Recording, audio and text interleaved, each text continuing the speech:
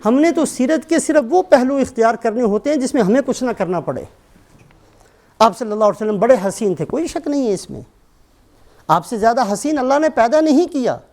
وَأَحْسَنَ مِنْكَ لَمْ تَرَ قَطُّ عَيْنِي وَأَجْمَلَ مِنْكَ لَمْ تَلِدِ النِّسَاءُ خُلِقْتَ مُبَرَّأً مِنْ كُلِّ عَيْبٍ كَأَنَّكَ قَدْ خُلِقْتَ كَمَا تَشَاءُ۔ حضرت حسان فرماتے ہیں بے شک کوئی شک نہیں، آپ صلی اللہ علیہ وسلم سے زیادہ حسین کوئی نہیں ہے، آپ صلی اللہ علیہ وسلم سے زیادہ بہترین انداز سے بات کرنے والا کوئی نہیں، آپ سے بہترین انداز سے سکھانے والا کوئی نہیں، آپ سے اچھے اخلاق والا کوئی نہیں، لیکن ہم سیرت کو یہ سمجھتے ہیں کہ اس انداز سے بیان کر دیا جائے کہ ہمیں نہ کچھ کرنا پڑے۔ جو کاروبار میں کر رہا ہوں حلال ہے حرام ہے اس کو نہ چھڑا جائے، جو زندگی میں گزار رہا ہوں حرام ہے حلال ہے اس کو نہ چھڑا جائے، جو میں کھاتا ہوں اس کو نہ روکا جائے، جو میں بکتا ہوں اس کو نہ روکا جائے۔ میرے محترم بزرگوں اور دوستوں، یہ قرآن پاک کی جو سورہ احزاب کی آیت ہے، ان اللہ وملائکتہ یصلون علی النبی یا ایھا الذین آمنوا صلوا علیہ وسلموا تسلیما، اس کے بعد کیا فرمایا؟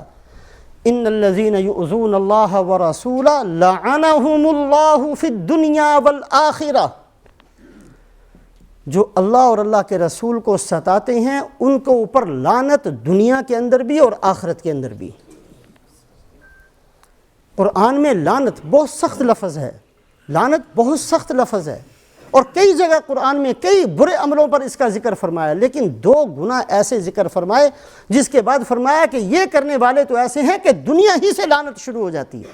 فی الدنیا والآخرہ، فی الدنیا والآخرہ کا لفظ صرف 2 گناہوں پر، ایک تو ان الذین یرمون المحصنات الغافلات المؤمنات لعنوا فی الدنیا والآخرہ، پاک دامن عورتوں پر اگر کوئی آدمی تہمت لگا دے تو یہ گناہ ایسا ہے کہ اس پر دنیا میں بھی لعنت اور آخرت کے اندر بھی لعنت۔ اور دوسرا گناہ کون سا؟ ان الذین یؤذون اللہ ورسولہ لعنہم اللہ فی الدنیا والآخرہ، جو اللہ اور اللہ کے رسول کو ستائیں۔ اس کی تفسیر کیا ہے ستائیں؟ کیسے ستائیں؟ ایک آدمی کہتے ہیں میں تو نہیں ستا رہا، کیا تفسیر ہے اس کی؟ یہ آیت صرف صحابہ کے لیے یا اس زمانے کے لیے نہیں ہے، قیامت تک کے لیے ہے۔ کیا مطلب ان الذین یؤذون اللہ ورسولہ، جو اللہ کو ستاتے ہیں یا اللہ کے رسول کو ستاتے ہیں؟ کیسے پتہ چلے گا کہ ستانے والا کون ہے؟ اس کی تفسیر کے اندر فرماتے ہیں مفسرین، ہر آدمی یہ استحضار کرے، یہ سوچے، یہ بیٹھے، یہ گریبان میں منہ ڈال کر دیکھے، اگر سرکار دو عالم حضرت محمد صلی اللہ علیہ وسلم میرے سامنے ہوتے تو میری اس زندگی پر راضی ہوتے یا ان کو تکلیف ہوتی؟ اگر آپ کا دل یہ کہتا ہے کہ میری زندگی سے ان کو تکلیف ہوتی تو یہ ایذا کے اندر داخل ہے۔ اگر میں یہ سوچتا ہوں، اگر میرے محبوب، میرے آقا حضرت محمد صلی اللہ علیہ وسلم یہاں موجود ہوتے اور میری اس بکواس کو سنتے تو ان کو وہ خوش ہوتے یا ان کو تکلیف ہوتی؟ میری اس دوسرے مسلمان بھائی کے گریبان کو کھینچنا، اس عمل کو دیکھتے تو آپ کو خوشی ہوتی یا آپ کو تکلیف ہوتی؟ یہ ہمارا حرام کاروبار دیکھتے تو آپ خوش ہوتے یا اس سے آپ کو تکلیف ہوتی؟ ہماری قطع رحمی کی 100 صورتیں دیکھتے، آپ کو خوشی ہوتی یا آپ کو تکلیف ہوتی؟ دین کو اپنے پاؤں کے نیچے روندتے چلے جانا اور شادی بیاہ ہندوؤں سکھوں کے مطابق کرنا، خوشی غمی ہندوؤں سکھوں کے مطابق کرنا، اس سے سرکار کو خوشی ہوتی یا تکلیف ہوتی؟ ہر بندے کا فیصلہ خود اس کا دل کرے گا۔ ان الذین یؤذون اللہ ورسولہ لعنہم اللہ فی الدنیا والآخرہ۔ ہر آدمی روزانہ نہیں، ہفتے میں نہیں، مہینے میں، سال میں نہیں، تو ایک دفعہ تو زندگی میں سوچ لے اس بات کو۔ اگر سرکار دو عالم حضرت محمد صلی اللہ علیہ وسلم تشریف فرما ہوتے اور میری زندگی آپ کے سامنے پیش ہوتی، آپ صلی اللہ علیہ وسلم چہرہ مبارک پھیر لیتے یا مجھے شاباشی دیتے؟ کس نے سوچنا ہے اس بات کو؟ ہم نے سوچنا ہے۔ اور اگر ہمارے دل کے اندر یہ بات آتی ہے کہ آپ کو تکلیف ہوتی تو یہ اس ایذا کے اندر داخل ہے جس کے بارے میں سخت قسم کی وعید اللہ خود ذکر فرماتے ہیں۔ سارا آج ہم نے اپنی زندگی ایسی بنا لی ہے، ہما تن داغ داغ شد پمبا کجا کجا نہ ہم، کس کس دکھ کو لے کر بیٹھیں؟ کیا ہم نے اپنا ٹھیک چھوڑا ہے؟ ہمارے ہر چیز کے اندر ہمیں کبھی فکر ہی نہیں ہوئی ان چیزوں کی کہ ہم نے کوئی اچھی زندگی بنانی ہے۔ ایسی زندگی اللہ ہماری حفاظت فرمائے، ایسی زندگی آج ہم نے گزارنی شروع کی ہے کہ پیدا ہونے سے، ہوش سنبھالنے سے لے کر مر جاتے ہیں، کبھی اس کی توفیق ہی نہیں ہوتی کہ سوچ تو لیں کہ ہماری زندگی ٹھیک بھی ہے کہ نہیں ہے۔ چلتے چلے جا رہے ہیں، بھاگتے چلے جا رہے ہیں، جو مقصد ہے اسی کے مطابق۔ وہ بھائی صرف اس لیے آئے تھے کہ ہم نے پیسے بنانے ہیں، اس کے علاوہ کوئی مقصد نہیں۔ اور ایسے بے حیا ہم نے خود اس شہر کے اندر ایک نہیں کئی دیکھے جن کا کام ہی آج یہ بن گیا کہ بینکرپٹ ہوتے ہیں، بار بار ہوتے ہیں۔ او کسی کا مال کھا کر جاؤ گے تو کیا بنے گا آگے جا کے؟ کبھی سوچا ہے اس بات کو؟ ایک دفعہ ہو گئے، پھر بیوی کے نام پر بزنس شروع کیا، پھر بینکرپٹ ہو گئے، پھر بچے کے نام پر شروع کیا، پھر ہو گئے، پھر بیٹی کے نام پر شروع کیا۔ اور جس کا مال ہے وہ اس چیز، اگر یہاں کی عدالت معاف کر بھی دے تو معاف نہیں ہوتی۔ یہاں تو ایک آدمی، خدا ہمیں تھوڑی سی عقل دے، دو مرد اگر شادی کر لیں تو عدالت تو کہتی ہے ٹھیک ہے، تو کیا ٹھیک ہو گیا؟ ایک آدمی قیامت والے دن کہے جی اللہ عدالت نے فیصلہ کیا تھا اس لیے میں نے یہ بکواس کر کے اور یہ گناہ کر کے آیا تو اس کی معافی ہو جائے گی؟ کبھی سوچا تو ہے اس چیز کو؟ کسی کا مال لے کر، اللہ کے نبی صلی اللہ علیہ وسلم فرماتے ہیں ایک آدمی جہاد میں جائے، شہید ہو جائے، اللہ اس کو زندہ کر دے، پھر جہاد میں جائے، پھر شہید ہو جائے، پھر اللہ اس کو زندہ کر دے، پھر جہاد میں جائے، پھر شہید ہو جائے، پھر اللہ اس کو زندہ کر دے، یہ 3 دفعہ کی شہادت بھی اس کے اس جرم کو معاف نہیں کروا سکتی اگر اس نے کسی کا مال لیا اور وہ مر گیا۔ کھاتے چلے جا رہے ہیں، کھاتے چلے، جیسے ہم نے دنیا میں کچھ اور کرنا ہی نہیں ہے، صرف ہم نے اپنا پیٹ ہی بھرنا ہے۔ اور اتنا تو کوئی اور بھی نہیں سوچتے، ہم تو مسلمان ہیں۔ صرف یہ کہہ دینا کہ عدالت کا فیصلہ ہے جی ٹھیک ہے، جب یہاں کا قانون ہے کہ جتنی دفعہ چاہے بینکرپٹ ہو جاؤ، آپ کو عدالت مجرم نہیں سمجھتی تو پھر دین کو بھی مجرم نہیں سمجھنا چاہیے۔ یہ بات تو وہی ہے جو بات یہودیوں نے کہی تھی۔ سورہ آل عمران آیت نمبر 75 گھر جا کے دیکھ لیں اچھی طرح۔ اللہ فرماتے ہیں وَإِن مِّنْ أَهْلِ الْكِتَابِ مَنْ إِن تَأْمَنْهُ بِقِنْطَارٍ يُؤَدِّهِ إِلَيْكَ وَمِنْهُمْ مَنْ إِن تَأْمَنْهُ بِدِينَارٍ لَا يُؤَدِّهِ إِلَيْكَ إِلَّا مَا دُمْتَ عَلَيْهِ قَائِمًا ذَلِكَ بِأَنَّهُمْ قَالُوا لَيْسَ عَلَيْنَا فِي الْأُمِّيِّينَ سَبِيلٌ۔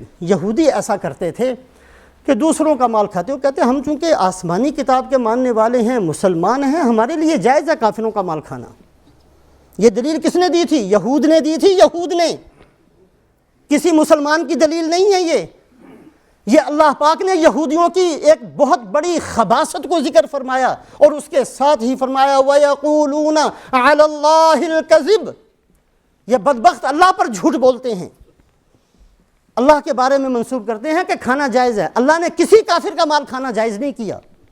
معاملات ایک جیسے ہیں، جیسے مسلمان کے لیے مسلمان کا مال کھانا حرام ہے، اسی طریقے سے کسی مسلمان کے لیے ہندو کا مال کھانا بھی حرام، سکھ کا مال کھانا بھی حرام، یہودی کا مال کھانا بھی حرام، عیسائی کا مال کھانا بھی حرام، دہریے کا مال کھانا بھی حرام۔ معاملات ایک جیسے ہیں انسانوں کے لیے۔ بار بار بینکرپٹ ہوتے جانا اور پھر یہ کہنا کہ جی عدالت کہتی ہے لہذا ٹھیک ہے۔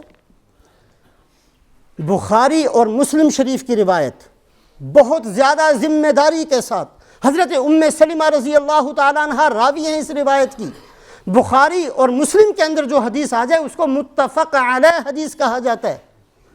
بخاری اور مسلم دونوں کی روایت ہے۔ حضرت ام سلمہ رضی اللہ تعالیٰ عنہ فرماتی ہیں حضور اکرم صلی اللہ علیہ وسلم نے ارشاد فرمایا بعض دفعہ تم میرے پاس اپنے مقدمے لے کر آتے ہو، لعل بعضکم ان یکون الحن بحجتہ من بعض، ہو سکتا ہے تم میں سے ایک آدمی بہت چرب زبان ہو، کئیوں کو باتونی بہت ہوتے ہیں، مجرم ہوتے ہوئے بھی اپنے آپ کو صاف پاک ظاہر کر دیتے ہیں، بکواس کرنے والے ہوتے ہوئے بھی اتنا بولتے ہیں، ایسا انداز ہوتا ہے بولنے کا دیکھنے والا سمجھے کہ یہ مظلوم ہیں ظالم لیکن مظلوم بن جاتے ہیں۔ بہت سارے لوگوں کو عادت ہوتی ہے۔ آپ صلی اللہ علیہ وسلم نے فرمایا لعل بعضکم ان یکون الحن بحجتہ من بعض، بہت ممکن ہے کہ تم میں سے 2 آدمی میرے پاس مقدمہ لے کر آئے ہیں، ان میں سے ایک بہت باتونی ہو، اور باتونی ہونے کی وجہ سے مجرم ہوتے ہوئے بھی اپنے آپ کو پاک صاف ظاہر کر دے۔ فَأَقْضِي لَهُ عَلَى نَحْوِ مَا أَسْمَعُ، ممکن ہے جیسا اس سے میں نے سنا میں بھی اسی کے مطابق فیصلہ کر دوں، جو میں نے سنا، اس لیے کہ قاضی کے ذمہ یہی ہے کہ جو سنتا ہے وہ ظاہر کا مکلف ہے، جو سنوں اسی کے مطابق میں اس کے لیے فیصلہ کر دوں۔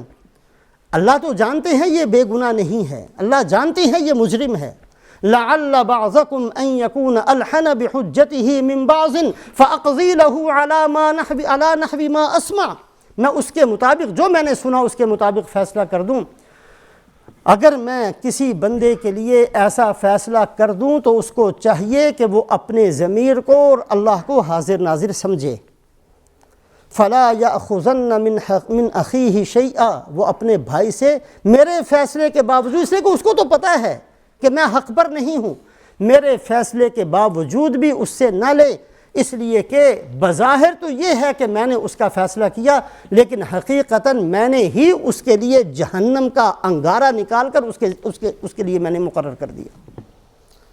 اگر سرکار دو عالم حضرت محمد صلی اللہ علیہ وسلم کا کیا ہوا فیصلہ ایک آدمی چرب زبانی کی وجہ سے، باطونی ہونے کی وجہ سے اپنے حق میں کروا لے اور پھر بھی وہ فیصلہ اس کے حق میں اللہ کے ہاں نہیں ہوتا، تو یہ کیسے کہہ سکتا ہے ایک آدمی جی میں بینکرپٹ ہوا، عدالت نے مجھے بری کر دیا، پھر ہوا پھر مجھے بری کر دیا، پھر ہوا پھر مجھے بری کر دیا، لہٰذا میرے لیے سارا کا سارا جائز ہو گیا؟ کوئی جائز جوز نہیں ہوتا۔ ان الذین یؤذون اللہ ورسولہ، جو اللہ اور اللہ کے رسول کو ایذا دیتے ہیں، اس کا فیصلہ کسی اور نے نہیں کرنا، میں نے اپنا فیصلہ خود کرنا ہے، آپ نے اپنا فیصلہ خود کرنا ہے۔ اور اس کا طریقہ یہی ہے کہ کبھی اللہ توفیق دے تو زندگی میں کم سے کم ایک دفعہ ضرور بیٹھ جائیے، سر جھکا لیجئے اور اپنے آپ کو یہ سمجھیے کہ آج میں مرنے والا ہوں، کل میں نے قبر میں پہنچ جانا ہے، دنیا کی ساری چیزیں میری ختم ہو رہی ہیں اور میں ہوں گا اور میرا اللہ ہوگا، فرشتے ہوں گے حساب لینے والے اور دینے والے ہوں گے۔ پھر یہ سوچا جائے کہ جو میں نے زندگی گزاری ہے، سرکار اگر موجود ہوتے اس زندگی پر خوش ہوتے یا ناراض ہوتے؟ اگر ہمارا دل یہ کہتا ہے کہ ہماری اس زندگی پر ناراض ہوتے تو پھر مجھے اور آپ کو اپنی زندگی بدلنی چاہیے۔ اللہ مجھے اور آپ کو عمل کی توفیق دے۔